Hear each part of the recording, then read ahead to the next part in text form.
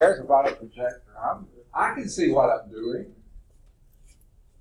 Okay. Hey, you're welcome to write them with With the markers that you can't read. Right, okay. Invisible markers. Sure. Okay, we'll go from current slide. And we'll get started. We're starting today, Chapter 14, Factoring and Applications. The little cover thing here that you can't see yet. Let's see if it's on the first slide. I doubt if it is. No. In your text shows formulas associated with the mathematicians Pythagoras and Galileo are used in applications that involve factoring polynomials. So this goes way, way, way back. Okay? And interesting figure they have there. I don't know who that's supposed to be. I'm guessing Galileo, but I don't know for sure. Okay. The objectives in this first section, one is factors, and we're going first with the easiest, but it's also the first thing you always look for, greatest common factor. Get that out of the way. It usually makes the rest of them much easier. So what we're going to do is find the greatest common factor in a list of numbers, dealing strictly with numbers to begin with. Then we'll find the greatest common factor of a list of variable terms. And then we'll factor out the greatest common factor. And then do another one that is called factoring by grouping. Okay?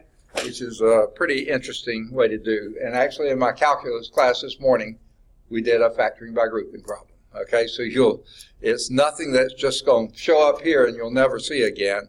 You will see it. Okay, so let's first find the greatest common factor in the list of numbers. Okay, greatest common factor, and they like initials, GCF, okay, is a list of integers. Of a list of integers is the largest common factor of all those integers. And it's strange they say integers because usually you count integers being positive or negative. We're going to deal mostly with positive. The negatives can happen, but we're going to deal mostly with the positives. Austin's here. All right, one part of the alphabet has 3 in a row. That's good to see. This means that, okay, here's 2 integers, 2 whole numbers, okay, 2 counting numbers, however you want to call them. Do you know of any common factors or common factors between those 2 numbers? 18 and 24. 6. 2 certainly is. Any others? I heard of 6. 3. 3, certainly. Okay. Anything larger? 24. No, I don't think so. Okay. Certainly 9 will go here, but it won't go there. 12 will go here, but it won't go there. So I think 6 is our largest. 6 will go into this. 3 times 6 will go into that.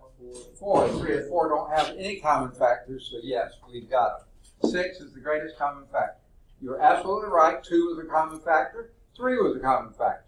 Since they were both common factors, 2 times 3, 6 was a common factor. Since it was the largest of all the common factors they had. Now, of course, 1 is always a factor of everything. So we don't even count 1. It's all the factors greater than 1. Okay? And this is Brianna. All right. I was just happened to glance over at the page that precedes the chapter. Math in the media, floods, hurricanes, earthquakes, oh my, talking about intensity of earthquakes, the Richter scale, Charles Richter being an American scientist who came up with that. Interesting, but I don't really see why they have it here, but it's perfectly fine for them to have it there. Okay. I don't think it has too much to do with this chapter. So factors of a number are also divisors of a number, which means when you're factoring, you're actually dividing.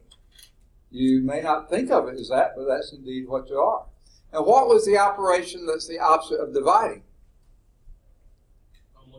Multiplication. So basically what we're doing when we factor, we're undoing multiplication. Keep that in mind. The last chapter we multiplied bunches of things. This chapter will be unmultiplying them or factoring. The greatest common factor is the same as the greatest common divisor. So GCF, GCD, and if they happen to be in the denominator, greatest common denominator, okay? So we'll see all those terms used for almost the same concept. So, find the greatest common factor. This is example 1. They have a really good table in the text that I'm surprised they didn't show in the slide set. Okay, let me just make sure they haven't put it somewhere else. No, I don't see it. So let's go back.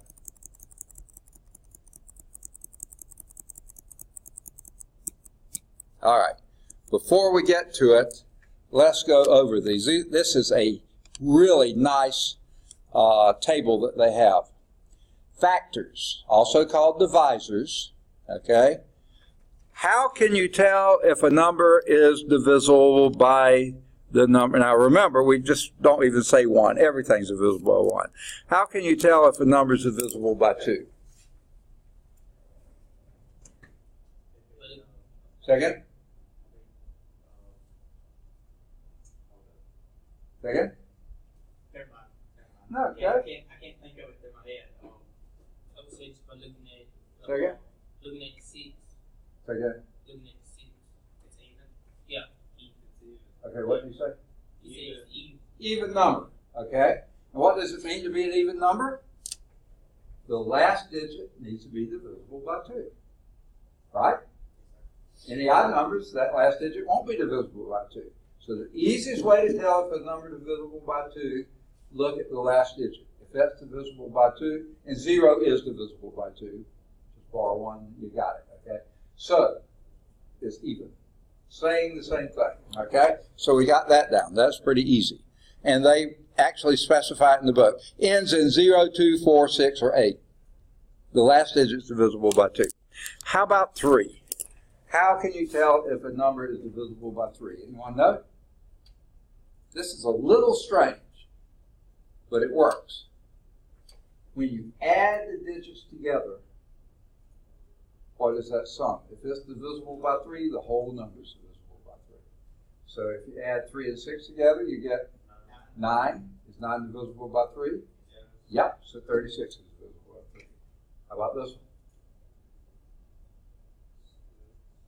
one? Yep, 6 plus 0 is 6. That's divisible by 3. The whole number is divisible by 3. 20 it'll go to 20. This will be 12. Okay? So add the digits together. The 2's, just look at the last digit. Okay? If this is divisible by 2, the whole number is. 3's, add the digits together. If they're divisible by 3, then the whole number is divisible by 3. Okay.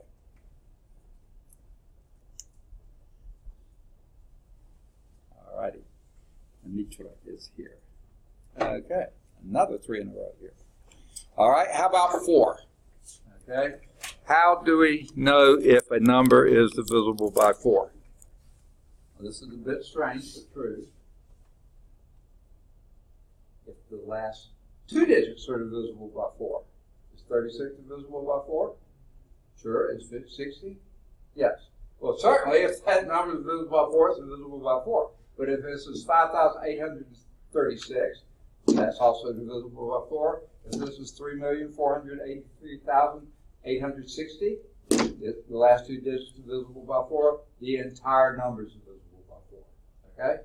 So that's how we tell 4. The last 2 digits, okay, form a number divisible by 4. 5, I know you all know this one, whether you realize you know it or not.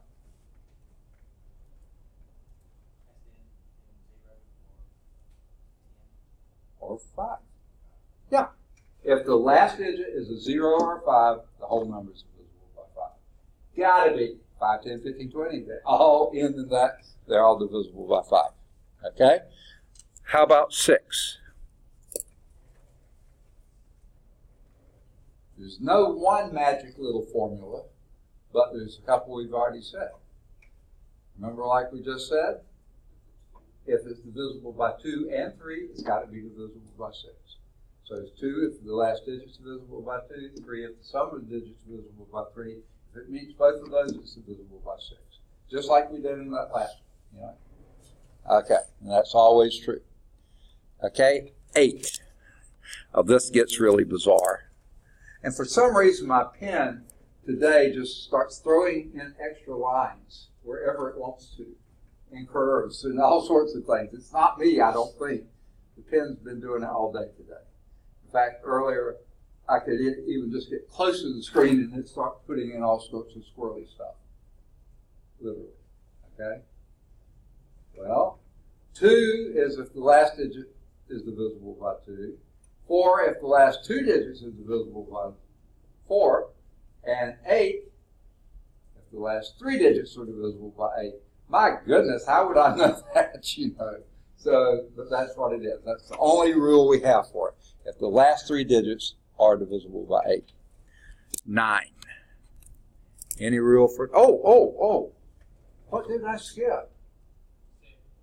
Say again? 7. If you can come up with a rule for 7, you may win the Fields Medal. Okay? No one's ever come up with an easy way to see if the number. The easiest way to put it in the calculator and divide by 7. If it comes out a whole number, that's it. I mean, there's just 7 is a nice number, but it's just that's what we see again. These extra digit lines are just showing up. How about 9? It's just like 3. Add the digits together. If they're divisible by 9, the whole number's divisible by 9. How about 36? Yes. How about 60? Add the digits together, it's 6. Is 6 divisible by 9? Nope. Okay. So it's only if the, okay, ideas here. All right. Has anyone else made it in, snuck in while I wasn't looking? Okay, good deal. And how about 10? How can you tell if the number is divisible by 10? If it ends in 0, it's got to be, and that's the only case. If it ends in 0, it's divisible by 10. Okay? Good deal. Now, there may be others, but these are the most common.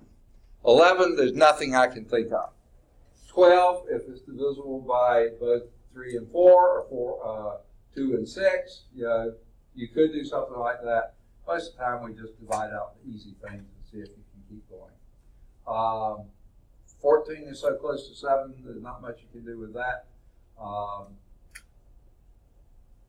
13, there's nothing no rules yet. So after that, they get fewer and farther between. But 20 would be divisible by 10 and 2 at the same time. So anything that multiplies any of these, you can use those together. Okay, now I didn't write them out, but they're all in your book. So you see how that works. Any questions? Would it help if I wrote out those things? You probably can't read my writing anyway, right? No, you wouldn't say that, would you? Okay. All right. Ready to start then? As if we haven't already started. Let's do this. Find the greatest common factor for each list of numbers between 36 and 60. What would be the greatest common factor? You make a guess anyway. 12 will go into that. Look at that. See, I'm not even touching the screen. I'm far from the screen. I don't know what's going on with this. I can't even get it to erase without it screwing up. I swear, the symbols aren't coming up. What's that? Yeah, it may be. Maybe you were prescient. Prescient? I can't get it to... Okay, let me try this. That will work. Okay. Let's use the eraser and erase all that and that and that. Okay. Look at that. I'm supposed to have the eraser on and it's drawing it. I don't know what's going on here. This has been squirrely all day. Okay? Now,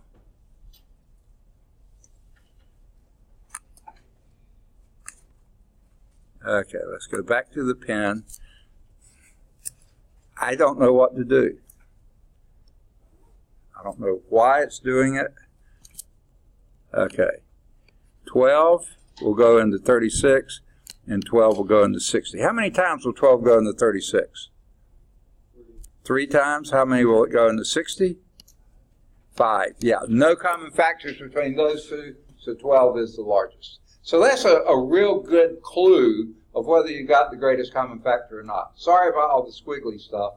I can't help it. It's the only way I can write on the screen is to get close to it. And then when I get close to it, it goes all over the place.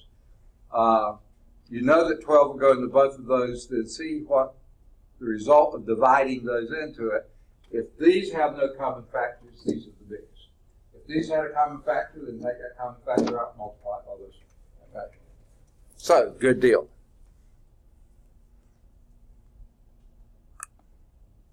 All right, we'll erase that and go to the next one. Oh, here's the other way. Okay? I'm going to do it a couple of ways. It said write the numbers in fully factored form. You know what they mean by that? Okay. Do y'all know what I mean by the prime numbers? They're numbers that cannot be factored by anything else except 1 in themselves. So name a prime number for it. No, 1 is not counted. Remember, 1 we don't even mess with. 2, 3, not 4. 4 is 2 times 2. 5, 7, say again, 11, not 9. 3 times 3 is 9. 13, 17, no, 29 is 1 is 3 times 7. 19, 23. They get fewer and farther between. If you know those, you know most of the ones you'll ever need. Okay, so we're going to do a prime factorization of each of these. Now, do you know what that means?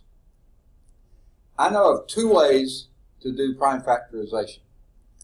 One I called the Christmas tree method, and the other one I called brute force. Okay? Just because I can't think of anything else to call it. Let's do the Christmas tree. Can you think of any factorization of 36? Any 2 factors of 36? Any? Say again? 6? 6 times 6. Very good. Are either of those prime numbers? No. So what's the factorization of 6? And 6? Say again? 2 times 3 and 2 times 3. Those are all prime numbers. So you stop there. So what's the greatest common factor? You got a 2 and a 2. Well, that's the same factor. And 3 and 3, those are the same factors. So 2 times 3 is 6. And sure enough, no. I'm sorry.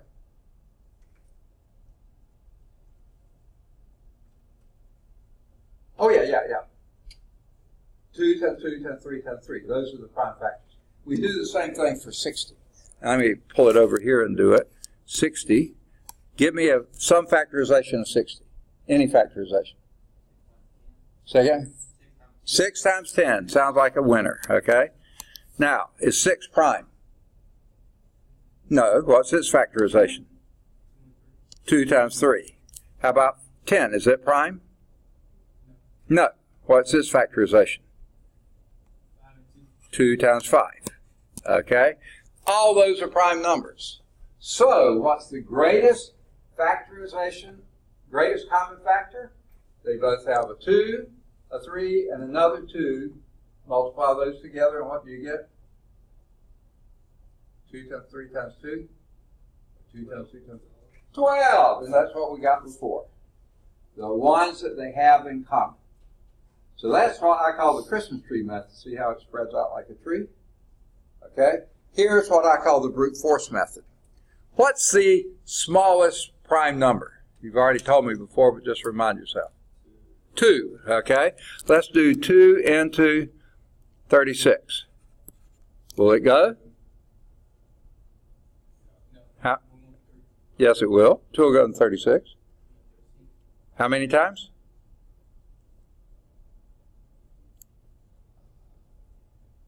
18 times, okay? Will 2 go into 18? Yes. How many times? 9. Will 2 go into 9? No. But 3 will. How many times? 3. All those are prime numbers. So we got the same ones we did before, but this is what I call brute force method. And you can write it any way you want to. Okay, let's do the same thing for 60. We start with the smallest prime number. 2. How many times? 30. Is that prime? Well, we'll go, smallest prime number will go into it. 2. How many times? 15. Is that prime? No. What will go into it? 3. How many times? 5. Is that prime? Yes. We stop. So what's common? 2s, 3s, and 2s, 2s, and 3. And 4 times 3 is 4. So that's the other way to do a prime factorization. Okay? They're fun. I mean, and there's only one prime factorization for any number. Once you get it, that's the unique to that number. Okay, so let's go back. Let me erase all this. And we'll go back and see. First, write each number in prime factored form. So that's what we just did. 36 is 2 times 2 times 3 times 3. And if you don't write in colored ink, you get it wrong. No, I'm just kidding. Okay, they just do it in colored ink. Okay? And after a while, you can almost do this in your head. What's the smallest prime number will go into 36? 2. 2 times what? 18. What's the smallest number will go into 18? 2. 2 times what? 9. Smallest prime number will go into 9? 3 times 3. So you don't have to string it along like we did before. After a while, you might be able to do it almost in your head. Okay, let's do the same thing for 60. Smallest prime will go into 60 is 2. 2 times what? 30. Smallest prime will go into 30. 2. 2 times what? 15. Smallest prime will go into 15. 3.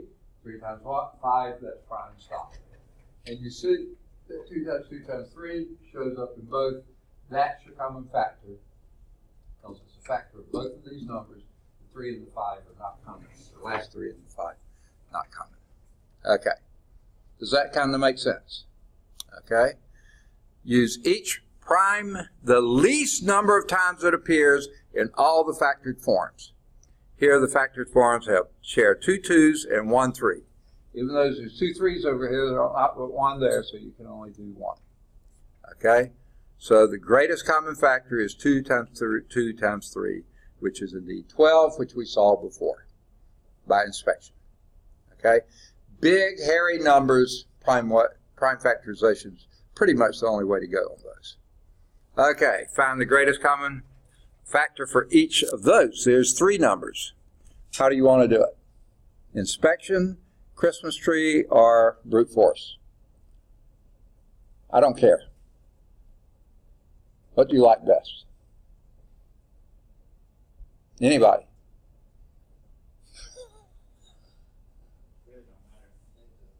Okay. My goodness. I'm almost sorry I don't have to feed you. I could just give you anything. You like it all, right? Yeah, of course. Right, me too. Okay. Let's just start with 18. What's the smallest prime number going to 18? 2 times what? What's the smallest prime number going to 9? Times what? 3. They're all prime. There you have 18. How about 90? Get out of there. Smallest prime number going to 90. 2 times what? Look at this. Okay. Okay. 2 times 45. Is 45 prime? I doubt it. Okay. Smallest prime number will go into 45. Okay. That will go into it. It's not the smallest, but it's fine. 5 will go into 45 how many times? 9. Is 9 prime? No. What will it factor into? Say again? 3 times? They're all prime. Good deal. Okay. How about 126? Smallest prime number going to 126. 2 times what?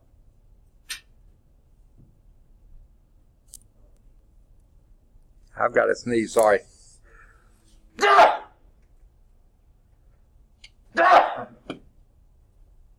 Sorry. Y'all awake yet? All right, good. Okay, Courtney is here. All right. 2 will go into 126 how many times? 2 will go into 12? 63 times. 63 prime? No. What's the smallest prime will go into 63? 3 will go into 63. How many times? 21. Smallest prime will go into 21. 3 again. How many times? 7. Is that prime? Yes, it is. There we have the prime factorization there. All right. Now, to get the greatest common factor, look for the common factors that are in all the numbers. All the numbers have 1, 2. Okay? Buckle my shoe. Okay, no. That's a 2.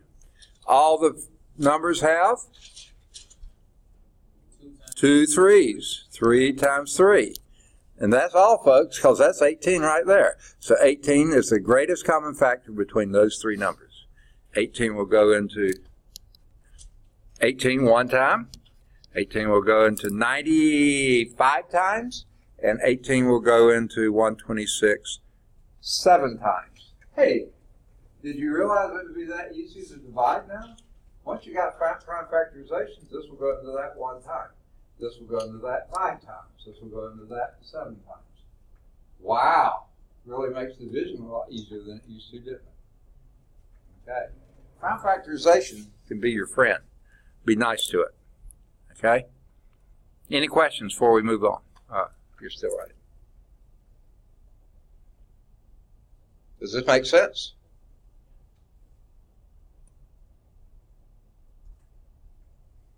Okay.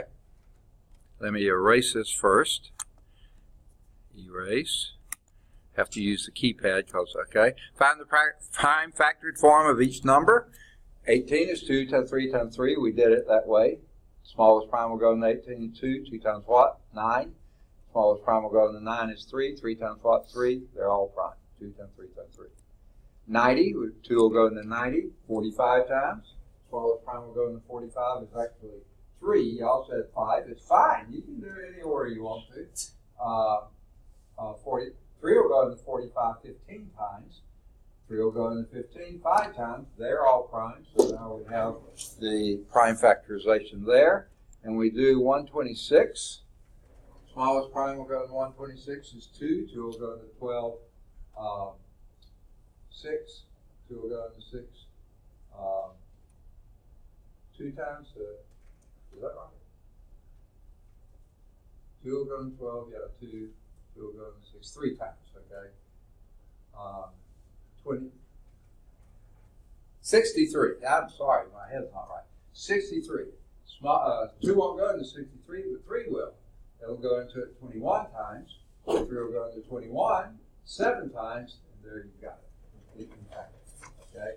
And then you see the colored ones, 2 times 3 times 3, just like before, will go into each of those numbers.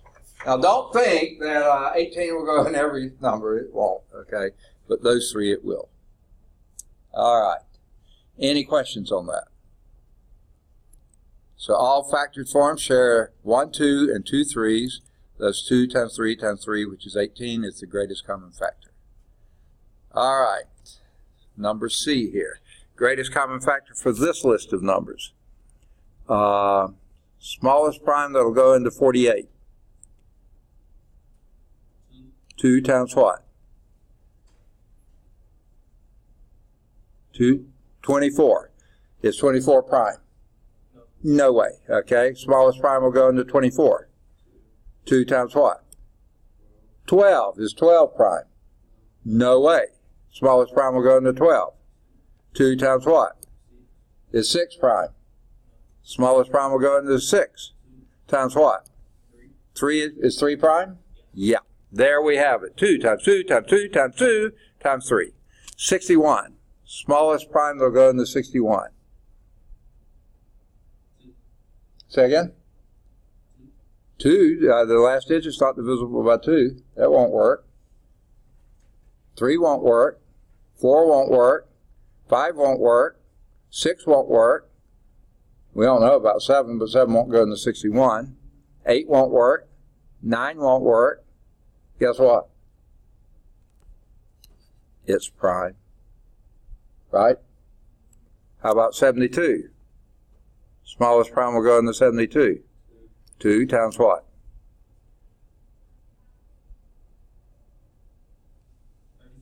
36. Okay? Is 36 prime?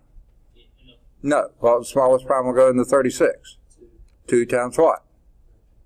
Say again? Write it out if you need to. Huh? 18. Is 18 prime? Smallest prime will go in 18. 2 times what? Is 9 prime? No. Smallest prime will go into 9. 3. 3 times what? 3. That's prime. Got it. Okay? We didn't really need to do it, but we did it anyway just for fun. It was so much fun, wasn't it? Okay, mission accomplished. Okay, what's the greatest common factor of those 3 numbers? There ain't any. Okay? There are no common factors because that is a prime number. Okay, and that's not a factor of any of the others. So, I know you're here. Kiana. Okay. Kiana. Okay. Okay. 3 sets of 3s. Okay, good deal. Find the greatest common factor for each of the listed numbers. There are no common factors in any of those. Now, between 48 and 72, yeah, what do we have? Between 48 and 72.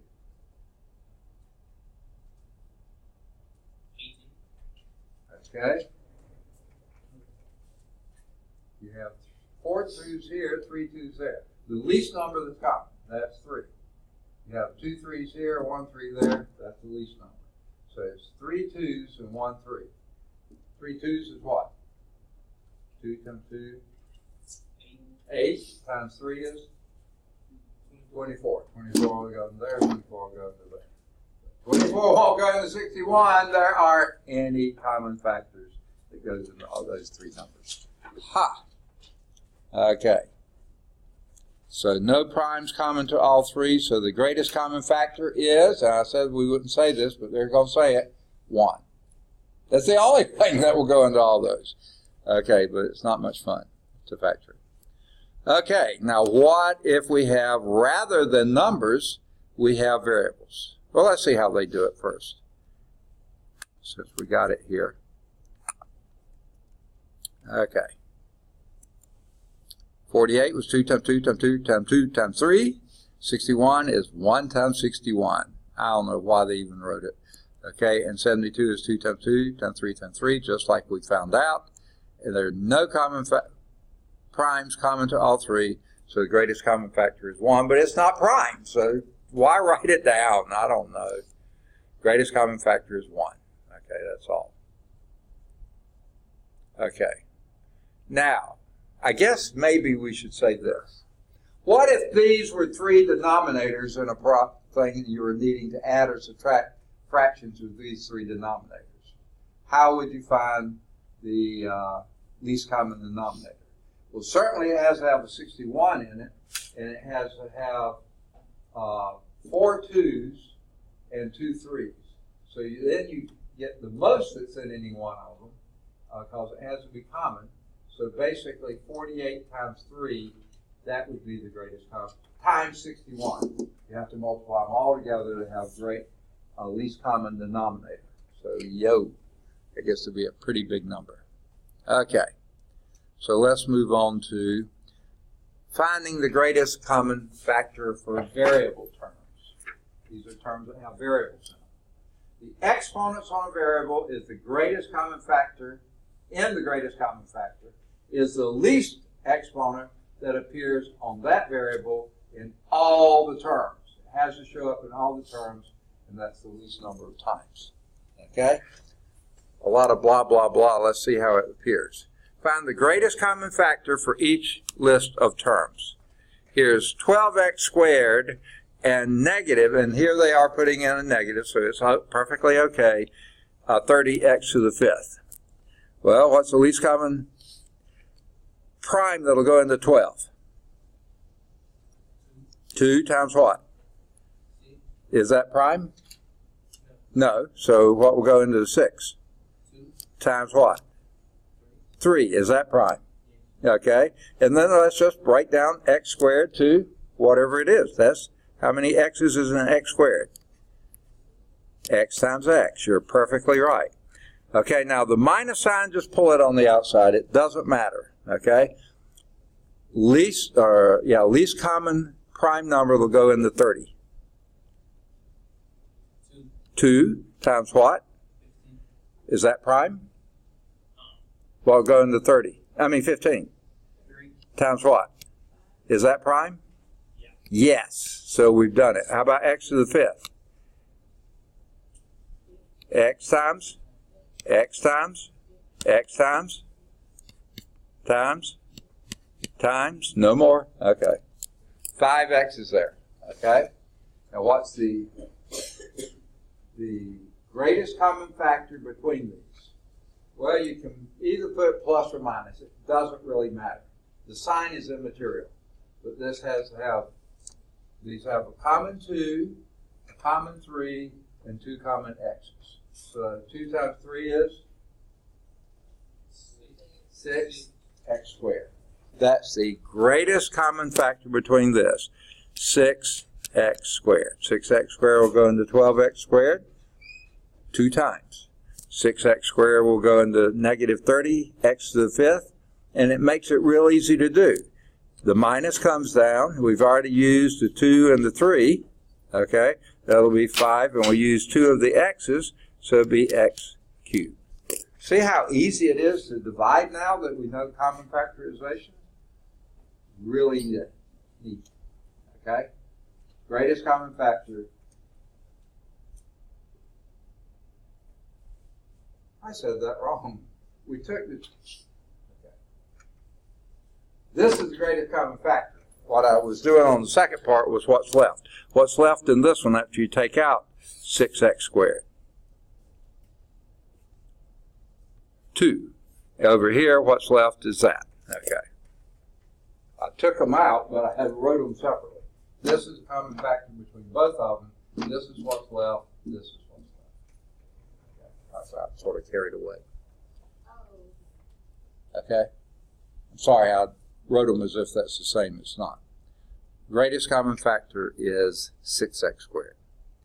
Now, all right, if I erase this, we'll see how they did it and see if they can do it without being stupid, okay? The 12x squared is 2 times 3 times x squared. Now, they wrote the x's together. You can either do that or not. The negative 30 is just bring out a minus. Now, they put a 1 with it. There's no reason to, but it's fine. Nothing illegal about it. Then you have a 2 times 3 times 5, just like we had. Noticing here, the 2 and the 3 are the only 2 common factors, so it's a 6. And then between x squared and x to the fifth, you got x squared is common to both. So the least, boy, they can do it strangely. First, 6 is the greatest common factor between 12 and negative 30. So the 6 is there. The least exponent on x is 2, so therefore x squared is your common factor between both of those. Therefore, 6x squared is the greatest common factor. Now, they didn't do the next step, which is say what's left over. So that's what we'll ultimately be doing, okay? In fact, that's what you were doing on the quiz, wasn't it? When you were dividing, that's exactly how you divided. So, if you haven't done the quiz, this may make the quiz a little easier. All right, let's do the B part here. Greatest common factor for each list of terms. Hey, all these have a minus, so I know the greatest common factor is going to be a minus. Okay? Now, there's no coefficient, so let's just look at the exponents. Each term has an x in it. What's the smallest number of exponent for your x's? 4. So x to the fourth will go into x to the fifth, will go into x to the fourth, will go into x to the eighth, and it'll go into x to the seventh. Okay, all of them have, no, they don't all have y's, do they? So the greatest common factor is negative x fourth. Okay, now,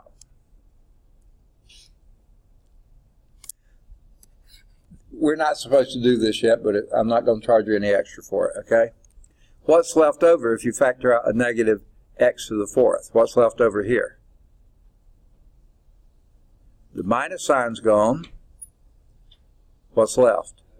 1x y squared. What's left over there when you factor out a negative x squared? I mean negative x to the fourth. Y cubed and y cubed alone. Very good.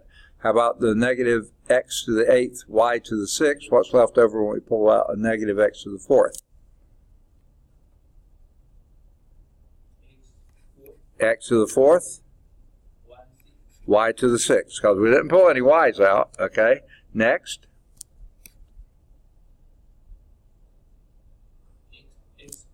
X cubed. Perfect. Perfect. And you take a look at these and see that these have no common factors, right? They look like they all have x's. Nope, that one doesn't. They look like they all have y's. Nope, that one doesn't. So no, there's nothing else common. So you did get all the common. Yes? So when we do the problem, we just have to find a GFC. Do we have to pull out what's left? No. If it says find the greatest common factor, negative x fourth was your answer. Okay. If I'm just showing you what's left, because guess what? Next thing we're going to do, we're going to look for what's left over. So I'm just giving you a heads up, jump start, before you have to do it, so when we get to it, you'll say, oh yeah, I know how to do that, yeah. Okay? I'll look at all these terms, and they all have a minus sign. So that's common. Okay? Now, I see there's an x in every term. So what's the, this has 5 of them, that has 4 of them, that has 8 of them, this has 7 of them, right? So what's the least that's in any of them? The 4. So that's in all of them, so pull that out. Okay? And then just to review, see, the other reason I do this is to make sure I haven't missed anything. Because if when I pull them out and look at what's left, if I see any common factors here, whoa, then pull that out too. So these don't have any. So that convinces me I did it right the first time. Okay? This left 1x and the 2 y's. That took all 4 x's and the minus sign, so you only have y cubed.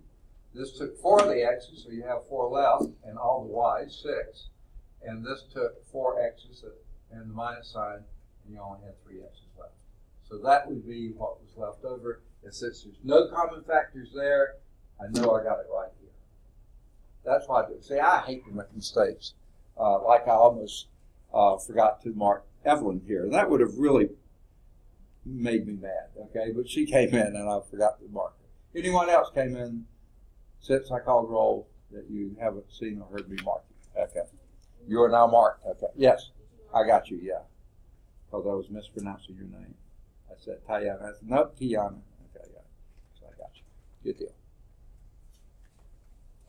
Any questions on that? See how it works?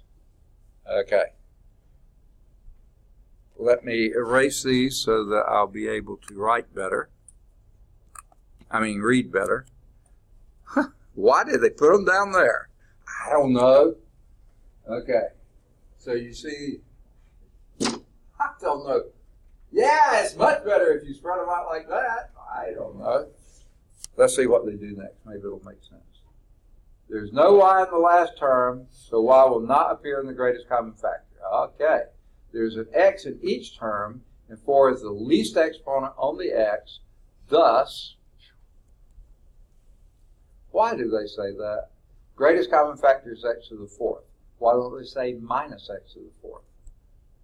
In a list of negative terms, sometimes a negative common factor is preferable, even though it is not the greatest common factor. What?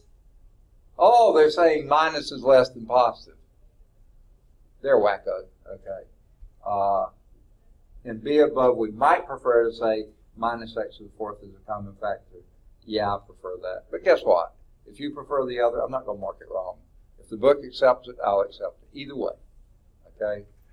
And that's why, you know, if we were doing My Math Lab, you'd have to figure out what My Math Lab wanted, because otherwise they'll mark it wrong. You know, if I see that you're doing something that makes sense, you get credit for it.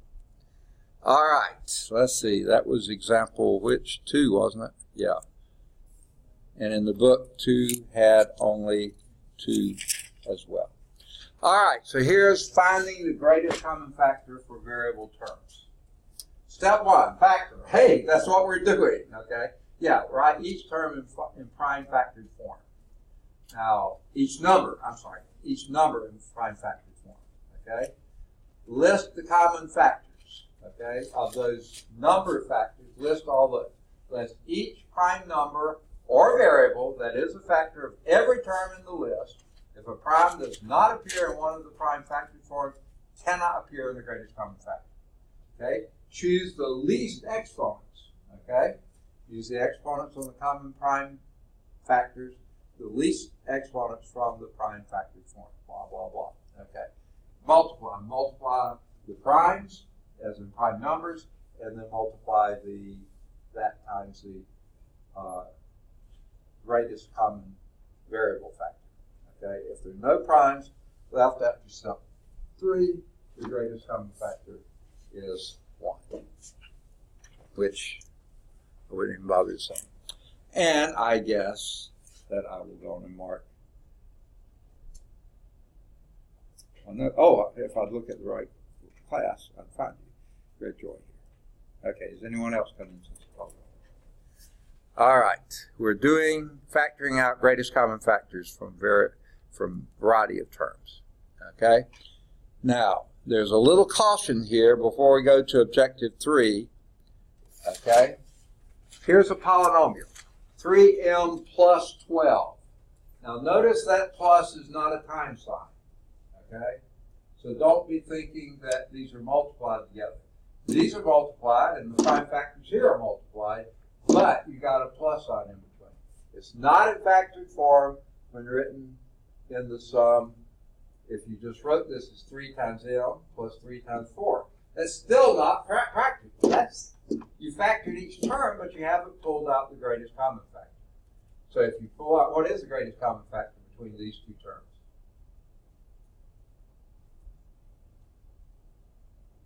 Greatest common factor between those two terms?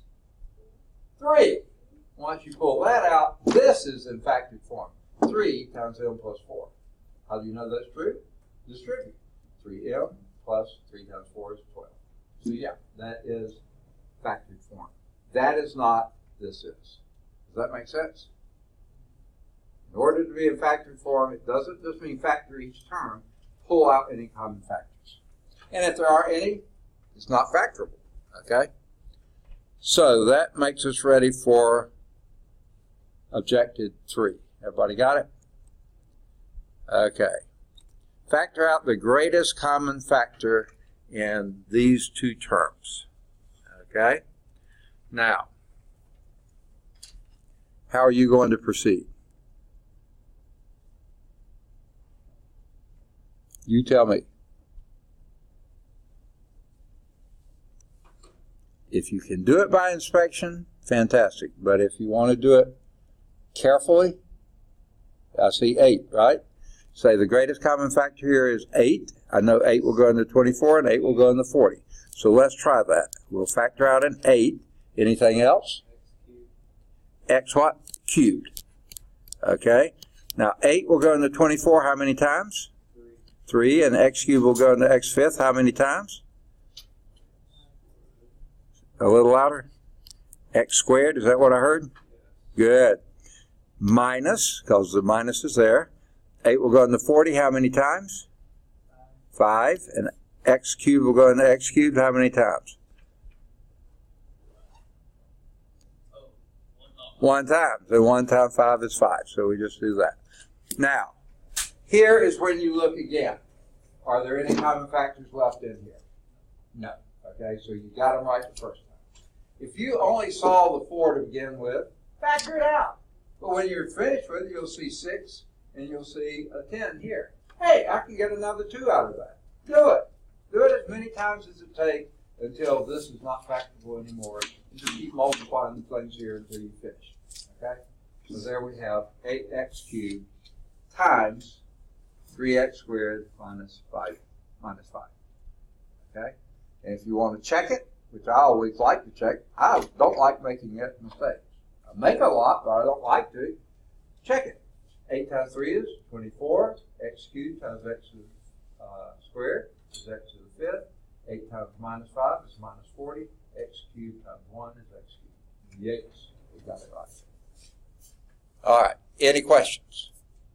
Does it make sense? Now, I have a feeling the way they do it is going to be a little more involved. So let's see what they do. And if you like their way better, by all means do it. Okay? Well, they went over to the side, just like Greg Joy did, and said 8 is the greatest common numerical factor, and x cubed is the greatest common variable factor. So they did it the same way you did. Okay? So factor that out of all. I knew they were going to do something longer. Factor it out of the first term, factor out of the second term. Now it's a common factor, so factor out of both terms, and that leaves 3x squared minus 5. Is that easier for you to see than what we did? If it is, do it. But if you like it the way we did before, to me, that doesn't clear anything up. But I'm not you and you're not me. So if this makes you feel warm and fuzzy inside, do it. Okay? If that's helpful to you, by all means do it. We got the same answer, right? All right. If the terms inside the parentheses, is what I was saying before, still have a common factor, you did not factor out the greatest common factor, factor it out, multiply by whatever you had on the outside. You'll have it then. So don't let it bum you out. Just keep going until you got it in greatest common factor form. Okay? Here's the B part. All right. I have a bunch of 3 terms here. Okay? Now, how do you proceed?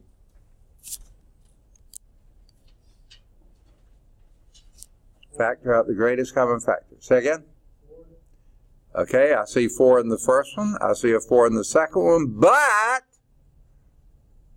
I don't see a 4 in that third term. Nope, not there. So if, say again? Okay, you won, but I'm not going to write down a 1. So what? Okay, you say x squared. Yes, I see an x squared in every term, if I could write. Okay, and a y squared in every term. Okay, what's left over? In the first, 4, x to the 4th, y squared. Perfect. Minus 20 x squared. Why not? Okay. I'm sorry? No. Plus 1. You don't throw away that plus 1. That's a number 2. Because x squared will go x squared one time, y squared will go away y squared one time. 1 times 1 is 1. You do have that other term. If you left that off and then multiplied through, you wouldn't have this term there. But by multiplying through to check your answer, which I always think is a great thing to do, you got to have that 1 to get that term back. Yes? Are you squaring certain terms and then putting the rest in? Say this one more time. Are you squaring the terms and then putting stuff in? Am I squaring them? Yeah. Okay, if I need to. For instance, I'll look at the x's here. That has an x to the 6th, that's an x to the 4th, that's x squared. So I'm going to need to pull out an x squared. I didn't square it, I just needed to pull it out because that was the greatest common factor of x. And then I had a y 4th, y cubed, and y squared. The greatest common thing there was y squared, so I pulled that out. So then it's just what's left. I couldn't pull out a coefficient because this doesn't have a coefficient except 1. So therefore leave the 4, and when I pull out 2 of the x's, that leaves an x to the 4th. If I pull out 2 of the y's, it leaves y squared. When I pull out, divided 1 into negative 20, you get negative 20. X will go into x to the 4th, x squared times. Y will go into y cubed, y squared will go into y cubed, y times. And then plus Okay, that plus, and then y squared of x squared will go to x squared once, and y squared will go to y squared once. So that just leaves me 1. 1 times 1. Does that at all answer your question? What's that?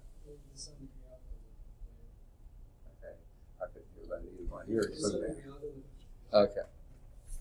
All right. Now, example 3 in the slide set only had A and B. In your book, you have a C and the D. You want to do the C and the D in the book? Sure you do. Okay, I thought you were very enthusiastic about it. Here we have an x to the 5th plus x cubed. Greatest common factor there.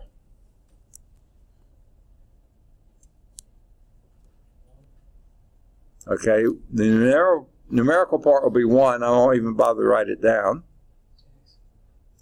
There's certainly going to be an x. How many times? 3 times. And what will that leave us with?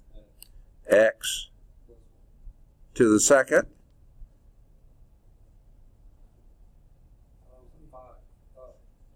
What? Oh, it's the C one is x to the 5th plus x cubed. Sorry about that. She's making fun of my writing. I can tell. It doesn't hurt much, you know, but I can live with it. Okay. All right. Say again? Plus 1. You got it. Just like before. You have to have that there. Absolutely. What's that? Where does it come from? Well, you say that, remember, factoring is like division. X cubed will go to x5, x squared times, right? Okay, and x cubed will go to x cubed 1 time. So you have to have the plus 1. Here's the other reason. How do you undo the division? Multiply, distribute. X cubed times x squared is x to the 5th. X cubed times 1 is x cubed. If you wouldn't have that 1 there, you wouldn't have that other term. You got to have it. That makes sense? Okay. Any other questions? You look questioning. Where the 1 came from. Okay? Remember we said factoring is just like division. Okay? It's the same thing. So you saw the greatest common factor here was x cubed, right? Factor it out meaning divide it out. Okay? X cubed will go into x to the 5th, x squared times, right? And x cubed will go into x cubed 1 time. You have to have a factor of 1. Most of the time, if it's a 1 there with a letter or with another number, we don't mess with writing it down. But if it's there by itself, you got to write it down, okay? Because it's there, okay? And here's why. Because when you go to check this, is this the same as that? Well, let's see. X cubed times x to the x squared is x to the 5th. We know that. And x cubed times 1 is x cubed. If you didn't have the 1 there, you couldn't get that last term in there. So it has to have the 1. Okay? Does that make sense? That was the C part. Here is the D part. Okay, let's see if I can write this so no one can read it. 20 m to the 7th p to the 2nd minus 36 m cubed p to the 4th. Okay? Now, we want to find the greatest common factor between those two terms. Any guesses? 3m cubed. Okay. Saw a 4 and heard a 3. Okay. Which are you going with? 3 as the base and 3. Okay. For m cubed, okay, you're doing that. Let's get to the number part. I saw a 4 flashed up there. I don't know why, but I think I got that right. I know 4 will go into 20 and 4 will go into 36. Right? So let's go with 4 for now, and let's see if it works. So we'll do a 4 out of here. And how many m's? Is that what you were answering, wasn't it? M3, okay. M3.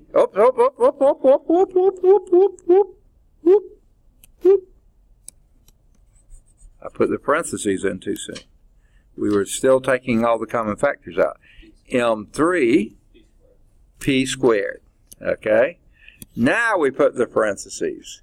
When I take the 4 out of 20, what's left? 5. And M cubed out of M to the 7th. M to the 4th times.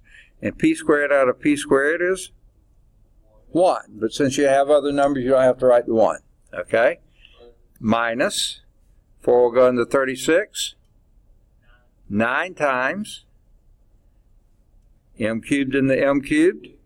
1 time. Since you already have a 9 there, you don't have to write the 1. And that would be a P squared. Okay. I think we got it.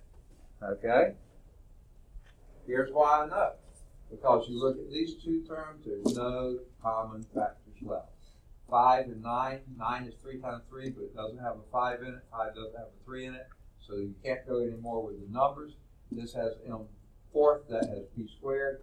Nothing common there. Yep, you've done it. You've factored it completely. Okay? And in the book they have for M cubed P squared times 5 times M to the 4th. I said 4, yeah, I said it right. Minus 9 P squared. Perfect. What's that again? One more time. Where did P squared come from? This one or that one? This one. Look here at each term. They each had P's in it. What's the lowest power that this? This is P squared, that would be 4. Common factor would have to be P squared. Okay. And this one didn't leave any P's there, so I left that P blank. This one left 2 P's, so it's P squared. Okay? Yes? So that's 20 to what? Okay. Oh, that's 20 M to the 7th. I knew she was making fun of me already. 20 M to the 7th, P squared.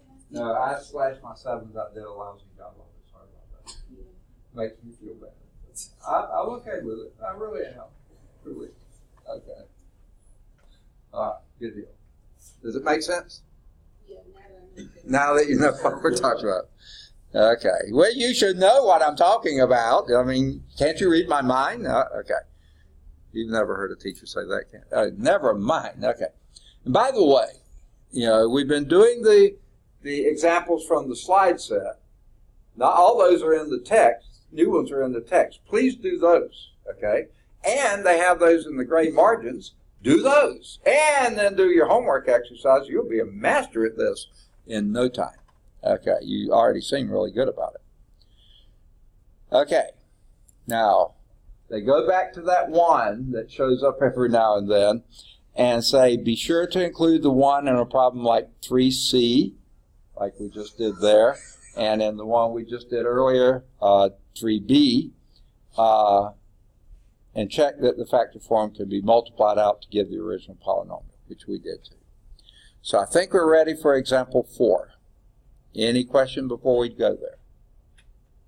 Okay. Oh, there. We already did that one, didn't we? Yeah. And I think you saw, no, we didn't, did we? I mean, we did it, but I didn't get you to look at what they did. All right. This was the B, or not the B, okay? And we saw there were no, you had a 4 and a 20 here, but a 1 there, so the greatest common factor there is the 1, so you don't even write down the 1. So the x squared, y squared, x squared, y squared, x squared, that's the most you can do is that one. So factor that out, that will leave a 4, x fourth y squared. This will leave a 20, a minus 20, when you factor out the x squared, y squared, x squared y, and this one will just leave a x squared, y squared, and you gotta have something to represent the rest of it, plus 1. You don't write a plus 1 if there's something else already there, but you do write it if there's nothing else left except a 1, okay? And then factor out that, and you have x squared y squared times 4x fourth y squared minus 20x squared y plus 1. Got to have it in there. Caution, be sure to include a 1 like in 3b. In the book it was 3c. Check that the factor form can be multiplied out to give the original polynomial, which we usually do. Yes? So you want it resolve it or you want like how they Okay, say this one more time. when you want to resolve the answer, do you want it like how it's in the slideshow or how do you drop it? Okay, what do I want as an answer? Yeah. Okay. All you have to do is this. You don't have to do that part there unless it helps you. If that helps you see it, do it. I want your answer in completely factored form. Now, you don't have to go back and check it. I always like to check. I suggest you do. But what I'm looking for as the answer is that. Is that what you're asking?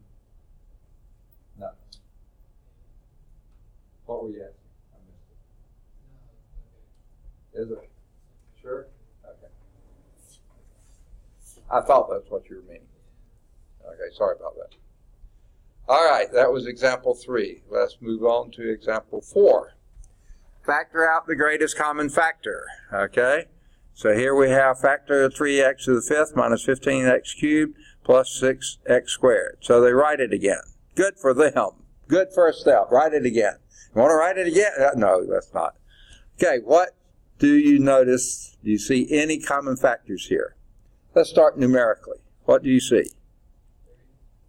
I like to pull out. I don't like to lead a problem off with a minus sign.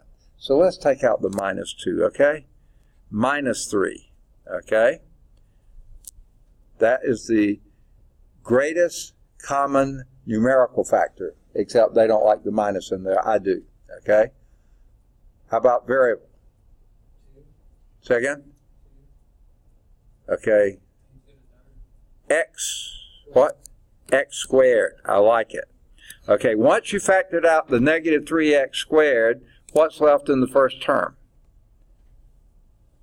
The minus will go in the minus.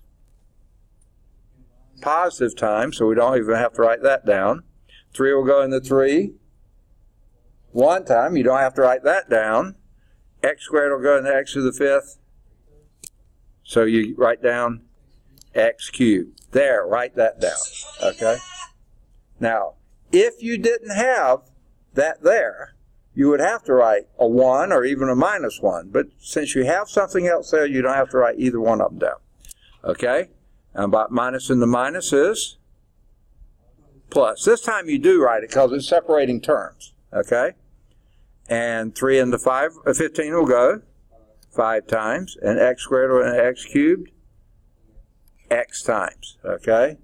Next, minus will go in the plus how many times? Minus times. 3 will go in the 6 how many times? 2. X squared will go in the x squared? 1. So don't write it down, just close out your parentheses. You see how we did it? That's the answer. That's what? That's the answer, right? That's my answer. We'll see if it's the book's answer. And if I'll accept any correct answer, okay? That's what I consider the best answer. I like to factor out the minus sign if it's in the leading term, okay? I like to check it too. And if you multiply this through, minus 3 times 1 is minus 3. X squared times x cubed is x to the 5th. Minus 3 times plus 5 is minus 15. X squared times x is x cubed. Minus 3 times minus 2 is plus 6. X squared times 1 is x squared. Yes, that checks perfectly. So that is a correct answer. Now the question, is that the same answer as they give in the book? I don't care if it is or not. That's a correct answer. So I will accept it. Let's see what they do. Greatest common factor, look at here. They factored out the minus 3 this time. I don't know why they didn't earlier, but they did this time. Good for them. I'm so proud of you. So that gives you minus x squared, 3x squared. And then that left of an x cubed in here, a 5 plus 5x there, and a minus 2 there. Now, warning, warning, warning. These negative signs will trip you up every chance they have. They just stick themselves out there and make you fall, right? So be careful about those. Minus will go in the minus. Minus will go in the minus plus times. Minus will go in the minus plus times. Minus will go into plus, a minus times. Anytime you pull out a minus, you change the sign of every term inside there. If you pull out a plus, you leave the signs alone. Okay? So watch those signs. They love to trip you up. Any questions on that? There's your answer. I'm probably beating it in the ground, right? Yeah, okay. I get it. Okay, note, whenever we factor a polynomial in which the coefficient of the first term is negative, we will factor out the negative common factor, even if it's just -1. I was saying that before, and yet one earlier example, they said, oh, it's not the greatest, but if you want to, you can. Now they're saying factor it out. Good for them. Is that the only one for example 4? I believe so. Okay. Now they have a problem 4 in the margin that you can do if you like. Okay? So let's move on to example 5. Write in factored form by factor out the greatest common factor. Okay? Now, rather strange looking problem, no? Okay. You have 2 terms here. Now, if you multiplied everything out, you'd have more than 2. But here you have 1 plus sign, so you have a term over here and a term here. Okay? This term has a variable factor and a polynomial factor. A numerical factor and a polynomial factor. What do you notice about those 2 terms? The polynomials are identical. Therefore, they're common. Factor it out. Okay, just as if that was a 17. If you had a 17 there and a 17 there, factor it out. So we'll factor out a z fourth minus 3. And what's left? In the first term, what's left? What's left? W squared. And in the second term, what's left? Second? Plus 5. Always include the sign with it. There you factored out completely. Okay? One of the factors happened to be a binomial. The common factor was binomial. So factor it out. And then write down whatever's left. Make sense? It's a little stranger, but it's still doing the same thing. Treat that as if it's a single entity. It is. It's in parentheses as a single entity. Common in both terms. Factor it out. Write down what's left. Okay? Yay or nay? Yay? Okay. Let's see what they do. They may take about 3 or 4 more steps to do it, but let's see what they do. Here, the binomial z fourth minus 3 is the greatest common factor. It's the only common factor. So factor it out. Oh, they do.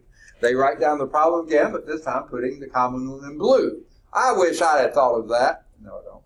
Okay. But they're emphasizing that's the greatest common factor, the only common factor. So let's factor it out. Z fourth minus 3. And what's left over? W squared plus 5. Yes? What did you do without the parentheses for the first section? Say that again. What did you do z to the fourth minus 3 and the parentheses? They leave it open. That way you just distribute the whole thing across rather than full method or something. Okay. I heard that z fourth minus 3 in parentheses. And since they're the common in both of them, pull them outside. Is that what you're saying? I'm saying just get rid of it. It's what? Write it without the parentheses. That way the whole thing is distributed rather than just parts of it. Okay. I missed it, I'm afraid. Instead of z to the fourth and then it goes out. Yeah. Including just do the whole thing. By both factors and within the parentheses. Okay. That way you get that. Is the question, could you put it on the outside on the end rather than the beginning? No, I'm just saying it would make more sense just to get rid of the parentheses. So z to the fourth minus 3. Leave it in there? Is that what you're saying? Get rid of the parentheses. Huh? Get rid of the parentheses. Oh, no. If you got rid of the parentheses, that would look like it's w squared z times z to the fourth minus 3 with nothing else. No, that's a different problem. Is that what you're saying? And this would be 5z to the fourth minus 3. If you just took the parentheses out, it would be confusing. It's 5 times z fourth minus 3. W squared times z fourth minus 3. That's why we put them. That is its own entity. Okay? So pull that. Now, if you left them off here, then that would look like z fourth minus 3 times this times this. You know, and that would be different. So you have to leave them in. Yeah, exactly. Now, what I thought might come to mind, and I was glad it didn't, is, yeah, you could have multiplied these through here, and that there, and this here, and that there. Then you'd have got it so confusing looking you thought you couldn't factor it any further. But when you see, hey, wait, z to the fourth minus 3 is common on both. Don't mess it up by multiplying through. Factor it out and just write down what's left. And that's all that was left. W squared plus 5. Okay? Now, we'll see the result of that a little bit later. Let's see, that was example 5. That's the A part. They don't do a B part. So let's go back and do the B part that's in the book. Here we have an x squared times x plus 1 minus 5 times an x plus 1. What do you notice there? Yeah, the x plus 1 is a common factor. So pull it out, okay? Like a dentist, pull it out, okay? X plus 1. And what do you have left? X squared minus 5. Done. Perfect. And you'll see that's exactly what they got in the book. Okay? Now, here's what I thought at one time that Greg Joy was asking. Okay? Since your z squared minus 3 shows up at the end here, could you factor it out on this side? And then what's left is w squared plus 5. Yes, that wouldn't matter at all because the order you write this doesn't matter because multiplication is commutative. It doesn't matter what order you write your answer, as long as you have the right answers. If you had said z fourth plus 5 and w squared minus 3, no, that's not, they weren't even in the problem. So you have to keep everything right. But you could write the w squared plus 5 first and the z squared minus 3 second, no problem. You could do it that way. That would have been perfectly fine. Same thing here. You could have said this is x squared minus 5 times x plus 1. You could have factored out on the right or left. It doesn't matter which. But since most of the time we've been factoring out on the left, we continue doing that. Okay. Now we're going to do something called factor by grouping. Or grouping if you rather do that. I don't care. You know, whatever you float your boat. Okay? Now, if you had a problem like this, first thing I would do is look for common factors. Okay? This is a 2 times 3. That's a 2 times 2. Looking good so far. 2 times 5. But a 3 times 5. No, there's no common numerical factor. Well, here's an x, there's an x, but no x's here. There's no y here, there's y there, but no y. No, there's no common factors. Oh, shucks. Non-factorable, right? Okay, here's what you do. Anytime you have a 4-term or an even-term polynomial, try grouping them together to see what happens. Now, when I group them, it's going to look like I factored them. I haven't. This is just grouping. Parentheses are used either for grouping or for factoring. Here is just grouping. I'm going to group these two and those two together. Okay? Now, I'm just going to look at that first pair. Are there any common factors there? In the first pair. Any common factors? 2, x. And what's left? 3 plus 2 y. Why not? Okay. Now, in the second group, are there any common factors? Well, minus a 5. And what's left? 2 y. Why not? Plus 3. Uh-oh, looky there. Here we have a 3 plus 2y. Here we have a 2y plus 3. Guess what? Addition is commutative. Those are the same terms. And I don't care which way you write it, this way or that way, but those are the same terms, right? So now we can factor that out, right? Which way you want to write it? I don't care. Which way? 2y plus 3. Okay, and what's left?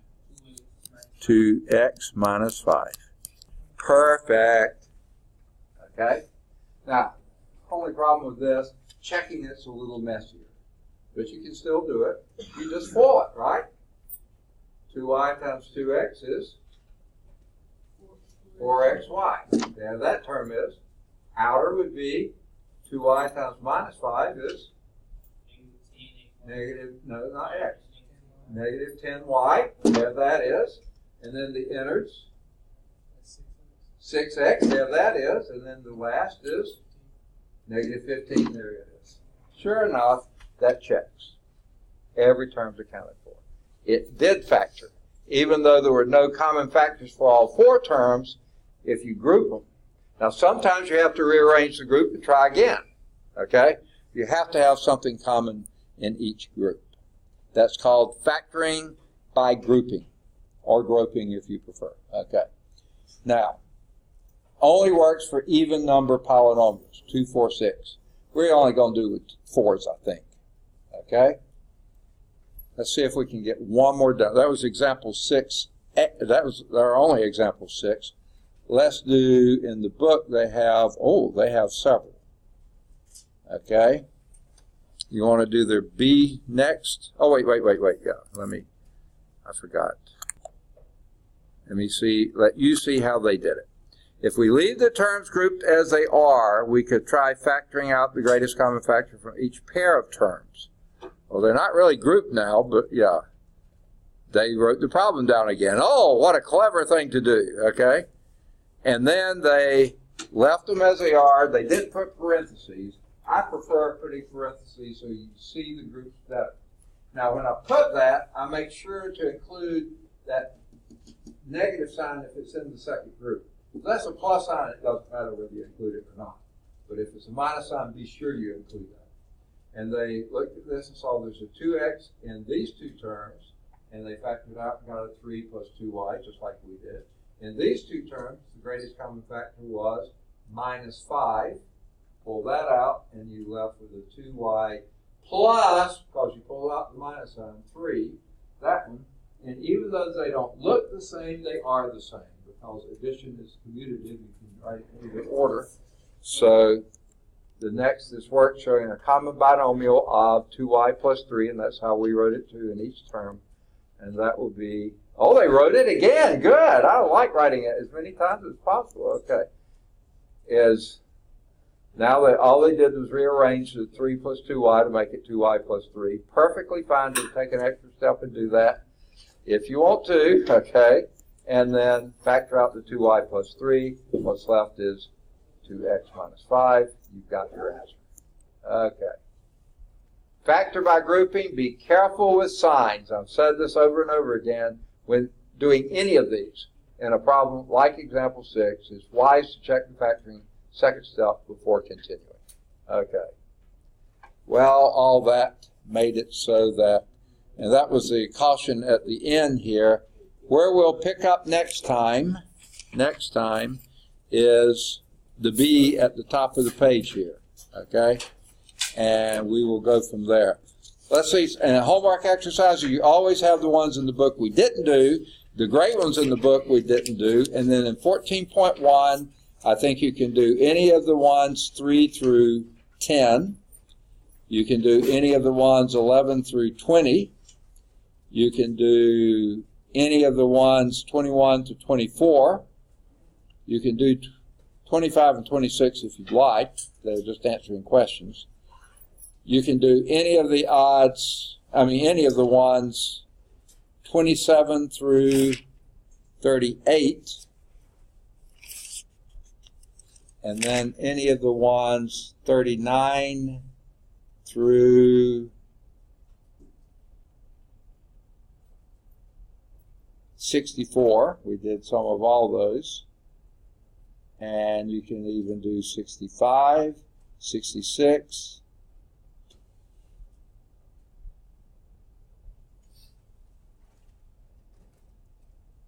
I don't understand 67 just looking at it.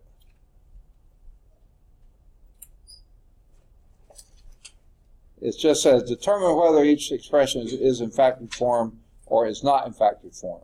So you determine that. It's pretty easy. Most of those. I'd say through 68. We may run into some of the others like that later. Okay? Good deal. Any questions? All right. Please get your quizzes in as soon as you can, preferably by Wednesday if possible.